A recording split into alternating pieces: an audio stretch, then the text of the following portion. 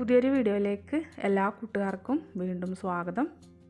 രാവിലെ തിരക്ക് പിടിച്ച സമയങ്ങളിൽ ഒരു കപ്പ് റവ ഉണ്ടെങ്കിൽ പെട്ടെന്ന് റെഡിയാക്കി എടുക്കാൻ പറ്റിയിട്ടുള്ളൊരു ബ്രേക്ക്ഫാസ്റ്റിൻ്റെ റെസിപ്പിയുമായിട്ടാണ് ഇന്ന് ഞാൻ വന്നിട്ടുള്ളത്. അതിനുവേണ്ടി മിക്സി ജാറിലേക്ക് ഒരു 1.5 കപ്പ് റവ ഇട്ട് കൊടുക്കുന്നുണ്ട്.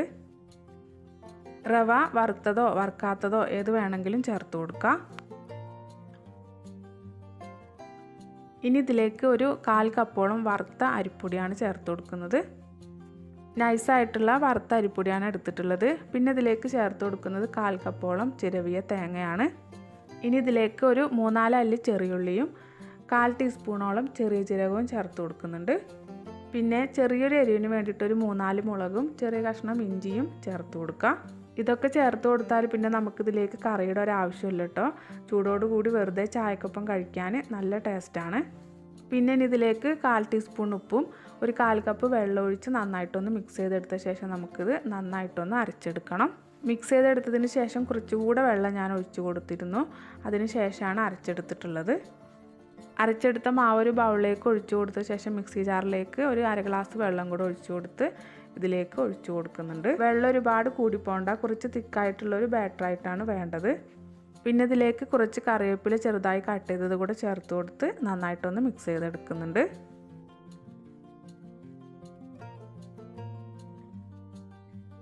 ഇത് കണ്ടില്ലേ, എത്രയൊരു ലൂസായിട്ടാണ് കേട്ടോ ബാറ്റർ വേണ്ടത്. ഇനി നമ്മളിത് റെസ്റ്റ് ചെയ്യാനൊന്നും മാറ്റി വയ്ക്കുന്നില്ല, ഉടനെ തന്നെ ചുട്ടെടുക്കുകയാണ്.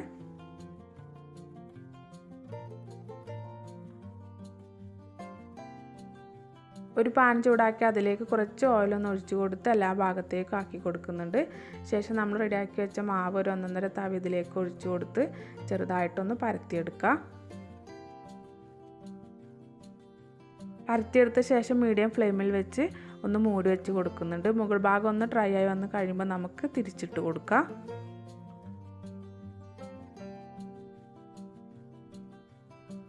ചെറിയ തീയിൽ വെച്ച് മറുഭാഗം ഒന്ന് മൊരിപ്പിച്ചെടുത്ത് കഴിഞ്ഞാൽ നമുക്ക് പാനിൽ നിന്ന് എടുത്തു മാറ്റാം.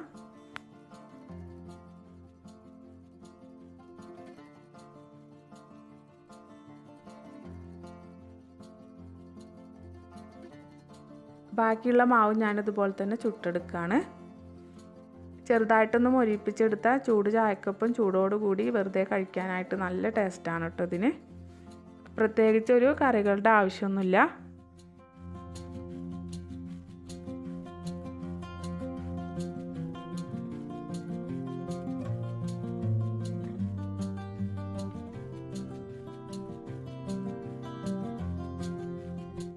അരി അരച്ച് വെക്കാനോ അരി കുതിർത്ത് വെക്കാനൊക്കെ മറന്നു പോകുന്ന ദിവസങ്ങളിൽ കുറച്ച് റവ നമ്മുടെ കയ്യിലുണ്ടെങ്കിൽ രാവിലെ പെട്ടെന്ന് റെഡിയാക്കിയെടുക്കാൻ പറ്റിയിട്ടുള്ളൊരു അപ്പത്തിൻ്റെ റെസിപ്പിയാണ് കേട്ടോ ഇത്. അപ്പോൾ എല്ലാവരും ട്രൈ ചെയ്ത് നോക്കാൻ മറന്നു പോകരുത്.